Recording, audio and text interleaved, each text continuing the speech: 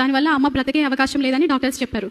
ఒకరోజు హాస్పిటల్కి వెళ్ళినప్పుడు ఇంకా 3 డేస్లో చనిపోబోతున్నాం అని అమ్మ కోసం డాక్టర్స్ చెప్పినప్పుడు అమ్మ గురించి అక్కడ ఒక సిలువ ఆకారంలో ఉండే బెడ్ని తయారు చేశారు.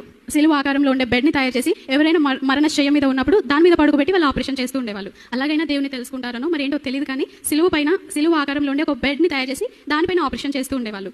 అప్పుడు అమ్మ కూడా అలాగే ఆ సిలువ ఆకారంలో ఉండే బెడ్ పైన పడుకోబెట్టి అమ్మకి ఆపరేషన్ చేసినప్పుడు పెద్ద డాక్టర్స్ అన్నారు ఇంకా ఇది అసాధ్యం, వదిలేసేయండి అన్నప్పుడు చిన్నగా అప్పుడే ట్రైనింగ్ అయిన డాక్టర్స్ వచ్చి లేదు ఇది మాకు సాధ్యం అవుతుంది, దేవుడు సాయం చేస్తాడు అని చెప్పినప్పుడు అమ్మకి ఆపరేషన్ సక్సెస్ అయింది. అమ్మతో పాటు యాసిడ్ తాగిన వాళ్ళు చాలా మంది అక్కడ హాస్పిటల్లో ఉన్నప్పటికీ వాళ్ళందరూ మరణించారు, ఒక్కరు కూడా లేకుండా. కానీ అమ్మ ఒక్కతే బ్రతికింది.